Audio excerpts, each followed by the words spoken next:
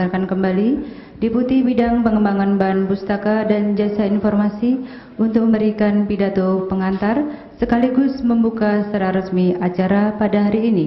Kepada yang terhormat Ibu Welmin, kami persilahkan.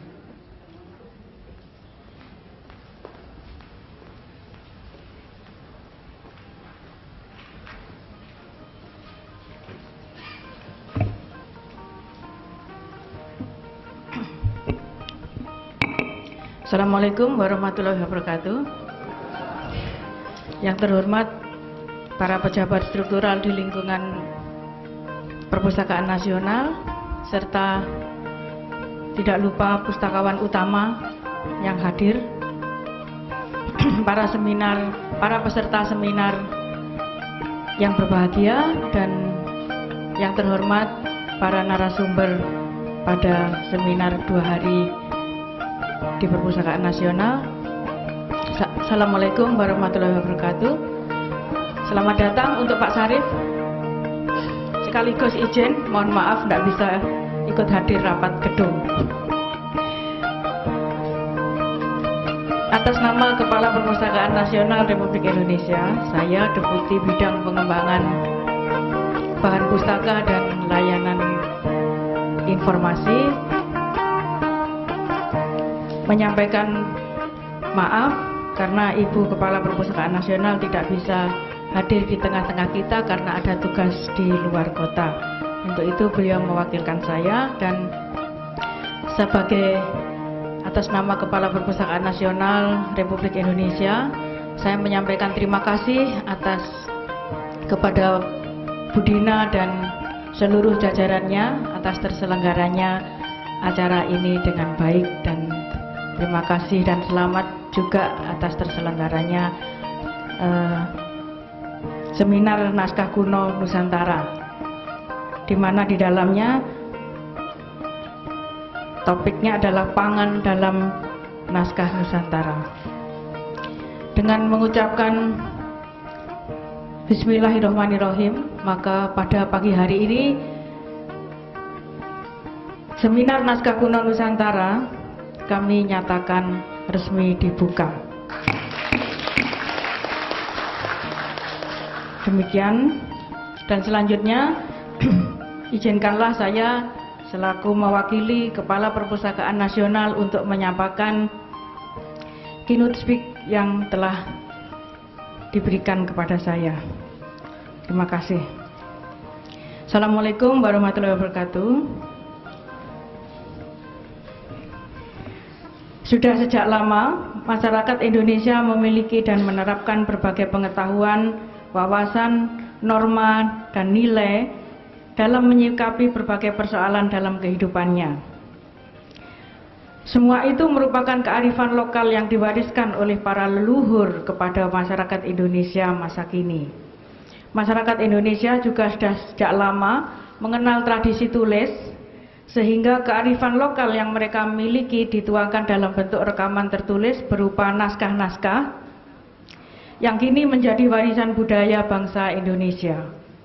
Tidak semua negara memiliki peninggalan tertulis dari masa lalu. Sebagai negara yang penduduknya terdiri atas berbagai kelompok etnis, Indonesia termasuk salah satu negara yang terkaya di dunia dalam hal warisan naskah kuno atau manuskrip, tidak hanya dalam jumlah naskahnya, melainkan juga dalam keragaman bahasa dan aksaranya.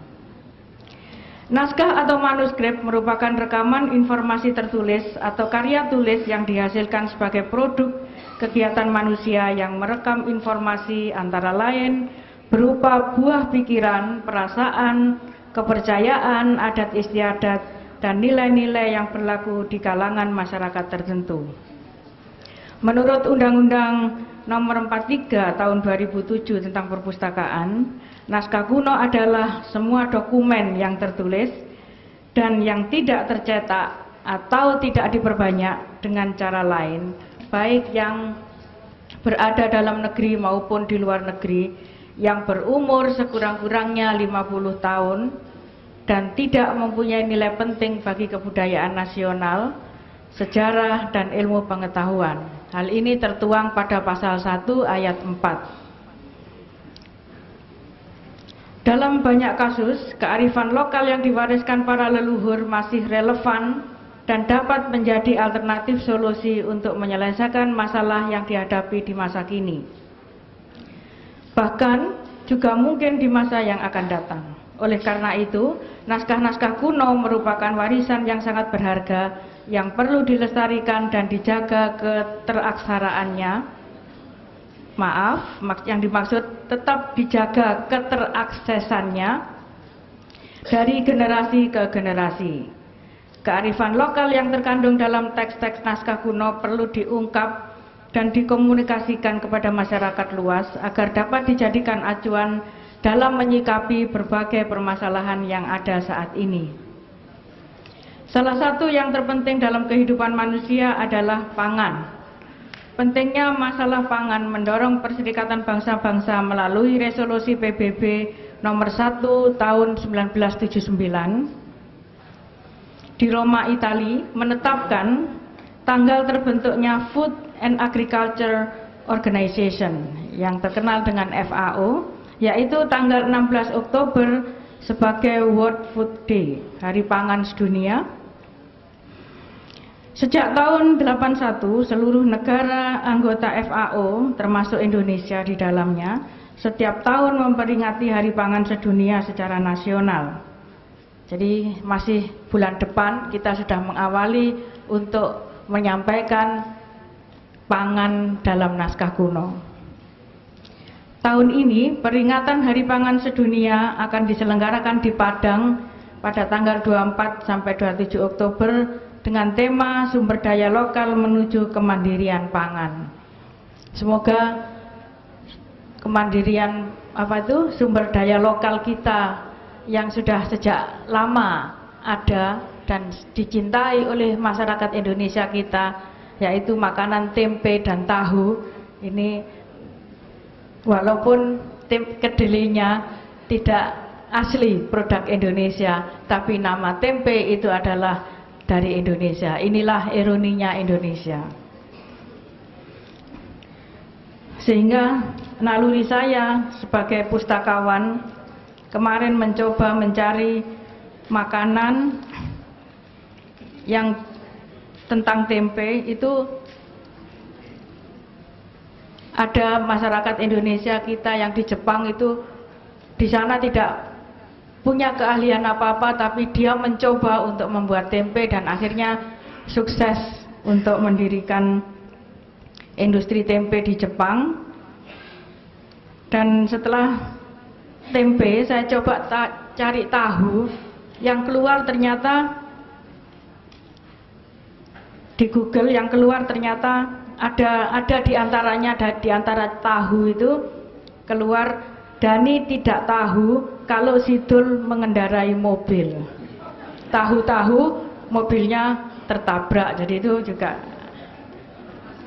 ada juga yang mengatakan seperti ini. Karena saya tidak tahu, maka saya harus diberitahu dan perlu untuk diketahui supaya tahu. Jadi itulah ternyata tahunya dalam konteks Google bermacam-macam. Baik Bapak Ibu sekalian, karena keynote itu adalah membaca supaya tidak bosan saja.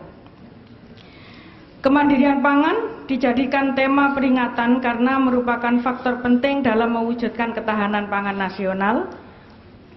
Yang dimaksud dengan ketahanan pangan adalah kemampuan fisik, ekonomi, dan sosial yang dimiliki setiap individu di setiap waktu untuk mengakses pangan dalam jumlah yang mencukupi, aman dan bergizi sesuai dengan kebutuhan asupan dan pilihan makanan yang diperlukan untuk hidup secara aktif dan sehat. Sehingga kalau sekarang di Indonesia ada makanan yang tidak aman, nah inilah kita perlu memang kembali melihat kembali naskah kuno yang ada supaya rakyat Indonesia ini mempunyai makanan yang sehat. Ketahanan pangan erat kaitannya dengan ketahanan ekonomi, sehingga sangat penting artinya dalam kehidupan bernegara. Oleh karena itu, pemerintah Indonesia sejak tahun 1999 telah membentuk Badan Ketahanan Pangan yang bernaung di bawah Kementerian Pertanian. Masalah pangan ternyata sudah menjadi perhatian masyarakat sejak masa lalu. Kearifan lokal tentang bagaimana mewujudkan ketahanan pangan banyak dimuat dalam teks-teks naskah kuno. Menyadari hal ini, maka dalam upaya mewujudkan ketahanan pangan, Kementerian Pertanian memfasilitasi penelitian-penelitian tentang pangan. Penelitian yang dilakukan diantaranya pemetaan tradisi pola konsumsi pangan non-beras, menunjang diversifikasi ketahanan pangan di Provinsi Jawa Barat dan Jawa Tengah. Dan penelitian tentang tradisi pola konsumsi pangan bukan beras, menunjang diversifikasi ketahanan pangan. Kasus pengkerangkaan ulang atau kalibrasi tradisi pola konsumsi kuno ke tradisi pola konsumsi bahan pangan kekinian di Indonesia.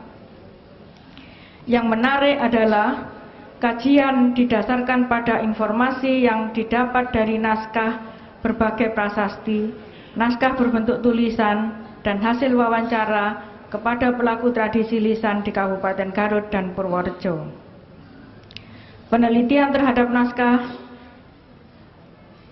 sayang dalam laporan tersebut tidak disebutkan naskahnya, menunjukkan bahwa kearifan lokal tentang berbagai jenis tanaman yang merupakan bahan pangan pengganti beras yang umum dikonsumsi oleh masyarakat.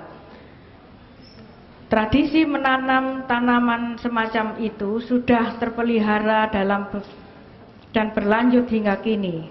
Beberapa jenis tanaman yang masih dapat ditemukan di lapangan terkonservasi di pekarangan rumah. Misalnya, beberapa jenis umbi-umbian, biji-bijian, sayuran, dan buah-buahan. Terdapat juga sebagian yang sedikit dibudidayakan seperti ganyong, kentang hitam, gembili, gadung, gembolo, suwek, uwi, dan kimpul. Nah, semua ini apakah generasi muda kita mengenal? Saya juga sebagai pustakawan sudah mencari yang namanya gembili, gembolo, suwek, dan sebagainya. Ini juga saya download, dan saya sangat ter-encourage untuk tahu lebih banyak dan apa sih nama latinnya dan sebagainya. Itu saya cari dengan ya sampai malam kemarin. Jadi umbi-umbian itu dimasukkan dalam istilah latinnya Dioscorea. Dan itu yang dalam keluarga Dioscorea ini dalam bahasa Indonesia atau bahasa Jawa, uwi, gembili, gembolo, dan tomboreso. Ya, ini yang saya juga tidak tahu sampai sekarang. Tomboreso itu apa, buahnya seperti apa. Jadi ini yang sangat lengkap dengan daunnya seperti apa. Gembili itu bahasa latinnya Dioscorea usculenta. Oh, cakep ya.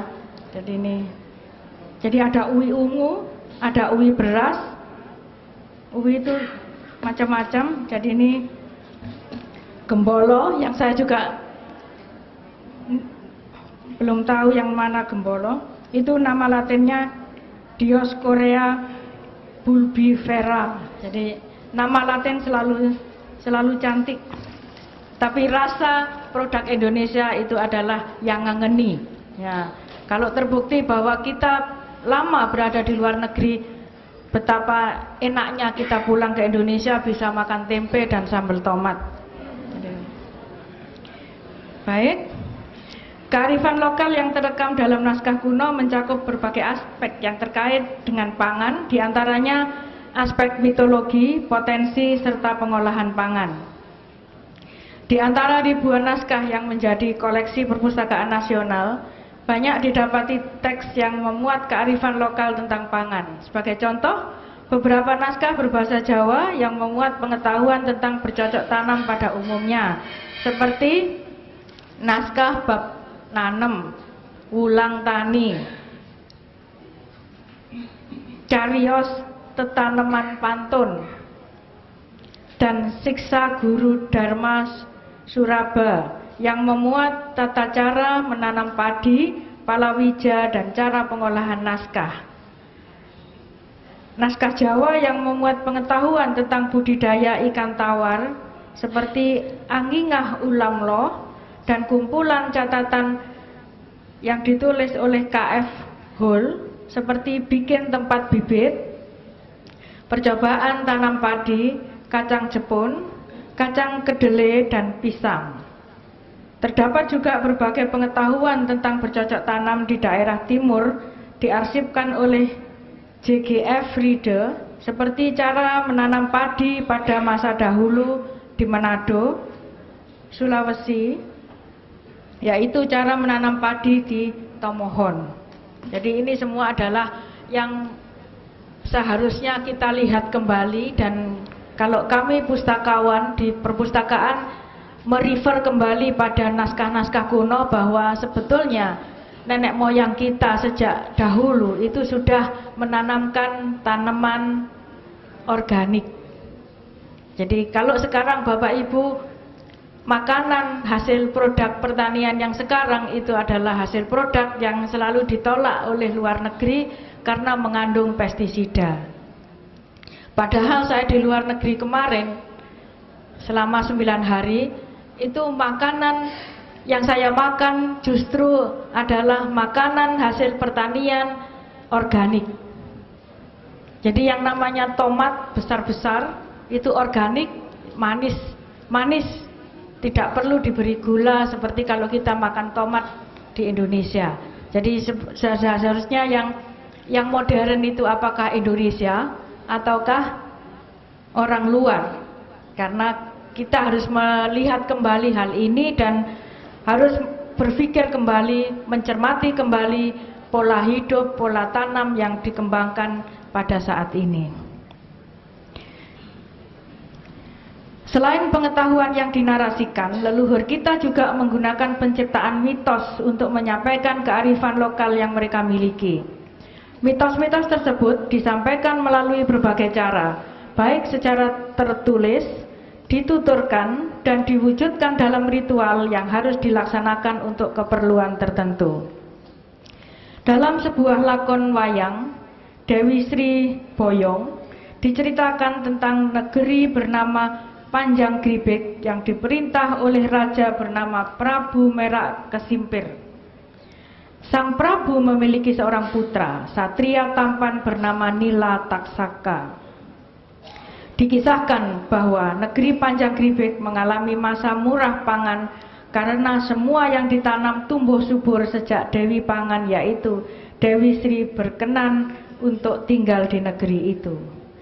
Sayang sekali negeri tersebut kemudian terpaksa mengalami kekeringan dan kesulitan pangan akibat ditinggalkan oleh Batari Sri yang hijrah ke negeri Amarta mengikuti Batara Sadana, Dewa Pangan.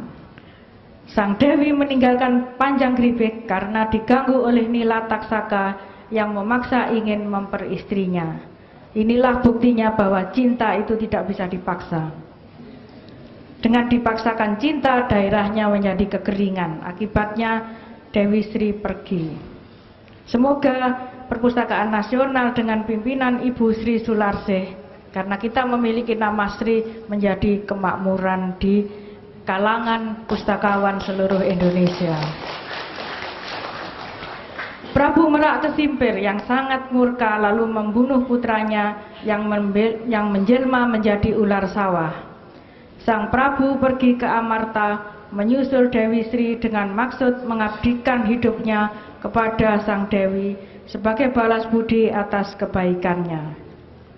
Sang Prabu terbunuh oleh Raden Werkudara dan berubah menjadi kayu garu yang sekarang dikenal dengan gaharu, yang berbau harum, yang sangat baik untuk penyangga lumbung agar padi yang tersimpan di dalamnya tidak diganggu hama. Nah, sekarang kita tahu bahwa kayu gaharu itu bisa menolak bala hama. Nah, ini juga bisa dipakai untuk menyimpan naskah kuno di Perpustakaan Nasional. perlu ditanam di Perpustakaan Nasional juga. Mitos tentang dewa-dewi pangan terdapat juga dalam sebuah naskah koleksi Perpustakaan Nasional, salah satunya yaitu Carita Sri Sadana. Ini ada di Perpustakaan Nasional, silahkan untuk diakses. Carita Sri Sadana yang memuat silsilah dewa-dewa dan pemujaan kepada Dewi Sri agar tanaman selalu subur dan masyarakat tidak kekurangan pangan. Bila ditelusur lebih teliti lagi, tentu banyak ditemukan naskah dalam koleksi Perpustakaan Nasional yang memuat kearifan lokal yang berkaitan dengan pangan. Jadi berbahagialah para pustakawan yang mengelola naskah-naskah kuno kita. Jadi jangan dilihat naskah kuno itu sebagai suatu hal yang jadul, tapi kalau dilihat kembali naskah kuno kita sangat mempunyai potensi dan bisa diterapkan di masa kini maupun yang akan datang. Buktinya Babat Diponegoro dan Negara Kertagama, naskah kuno kita itu sudah diakui dan menjadi nominasi Memory of the World yang sudah menjadi milik kelas dunia di dunia ini. Jadi inilah bahwa menunjukkan betapa pemikiran para pendahulu kita itu sudah begitu maju. Zaman seperti itu naskahnya bisa digunakan untuk saat ini. Jadi jangan merasa sebagai pustakawan di naskah kuno itu orang-orang yang tidak diminati orang-orang yang tidak tahu bagaimana untuk ilmu-ilmu yang di masa yang lalu bermanfaat untuk saat ini. Jadi yang jadul-jadul itu belum tentu dan jangan ditinggalkan karena masih bermanfaat. Untuk itulah pada saat ini layanan naskah kuno dengan jajarannya menyelenggarakan seminar tentang naskah kuno, dan dalam pengetahuan makan umbi-umbian ini dikenal dengan puasa, diantaranya puasa ngerowot. Ya, masih ingat Bapak Ibu? Kalau anak-anak mungkin nggak tahu puasa ngerowot itu apa ya. Puasa ngerowot itu puasa yang tidak makan nasi tapi makan umbi tertentu. Jadi ada puasa pati geni, banyak hal. Ada 17 macam puasa.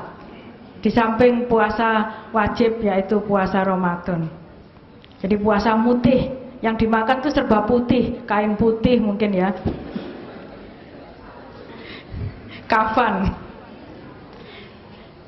Puasa mutih, nah ini nanti saya betulkan, nanti saya dikomplain. Puasa mutih ini untuk generasi muda, supaya saya tadi jok aja. Seseorang tidak boleh memakan apa-apa kecuali nasi putih dan air putih saja.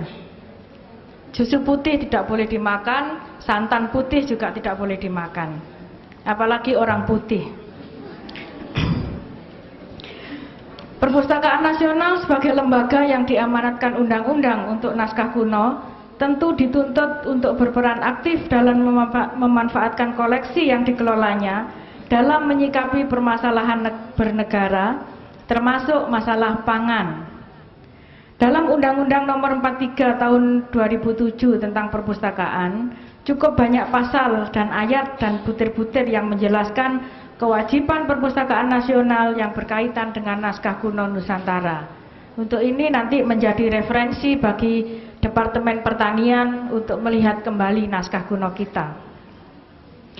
Perpustakaan Nasional adalah lembaga pemerintahan non-kementerian yang melaksanakan tugas pemerintahan dalam bidang perpustakaan yang berfungsi sebagai perpustakaan pembina, perpustakaan rujukan, perpustakaan deposit, perpustakaan penelitian, perpustakaan pelestarian dan pusat jejaring perpustakaan harus melaksanakan fungsi perpustakaan pelestarian. Hal ini tertuang dalam pasal 1 ayat 5. Pada ayat 5 tersebut menjelaskan bahwa Perpustakaan Nasional harus melaksanakan fungsi pengumpulan, yaitu deposit, pelestarian dan penelitian bahan perpustakaan termasuk naskah Nusantara. Mengingat bahwa pengertian pelestarian mencakup pengumpulan, pengolahan data, perawatan, dan penyediaan akses agar naskah dapat didayagunakan dan dimanfaatkan untuk kepentingan masyarakat, maka Perpustakaan Nasional perlu melaksanakan fungsi pusat pernaskahan Nusantara dengan sebaik-baiknya. Dengan demikian, upaya pelestarian warisan budaya yang tidak ternilai harganya tersebut dapat dikelola dengan baik. Sebagai pusat pernaskahan Nusantara, Perpustakaan Nasional wajib memfasilitasi berbagai kegiatan dalam berbagai pelaksanaan tugas dan fungsinya tersebut, seperti dilakukannya inventarisasi keberadaan naskah Nusantara, penyediaan data, perawatan dan pemeliharaan fisik dan kandungan informasi naskah, pelaksanaan berbagai penelitian, penyelenggaraan pameran, dan seminar secara berkala, termasuk acara pada hari ini dan besok, serta pengembangan sumber daya manusia melalui pendidikan formal, pelatihan, bengkel kerja, dan sebagainya. Semua itu tentu hanya dapat terlaksana dengan dukungan berbagai pihak, para pakar, perguruan tinggi, organisasi profesi, lembaga pengelola naskah, dan masyarakat luas. Demikian yang dapat saya sampaikan. Semoga pengantar seminar ini bisa bermanfaat bagi Bapak Ibu sekalian dan peserta seminar. Dan atas perhatian Bapak dan Ibu saya sampaikan terima kasih. Semoga naskah kuno yang terdapat di Perpustakaan Nasional bisa dimanfaatkan dengan sebaik-baiknya dan jangan dijadikan sebagai tempat penyimpanan saja, tapi dengan kemudahan akses dan peran teknologi informasi naskah kuno yang terdapat di Perpustakaan Nasional ini bisa bermanfaat dan dimanfaatkan dengan sebaik-baiknya oleh masyarakat, dan mudah-mudahan materi-materi ini bisa bermanfaat untuk bisa dijadikan Indonesia sebagai potensi pangan, sehingga tidak kita makan tempe tapi kedelainya impor. Dan ini menjadikan suatu pemikiran kita bersama, terutama para generasi muda, bagaimana nenek moyang kita dari dulu sudah bisa menanam tanaman tanpa pupuk kimia yang dikenal dengan tanaman organik. Demikian Bapak Ibu yang bisa saya sampaikan, semoga bermanfaat. Dan saya atas nama Kepala Perpustakaan Nasional maupun panitia seminar mohon maaf apabila dalam penyelenggaraan kurang berkenan, dan semoga yang paling penting ini bermanfaat untuk bangsa dan negara Indonesia tercinta. Billahi taufik wal hidayah. Wassalamualaikum warahmatullahi wabarakatuh.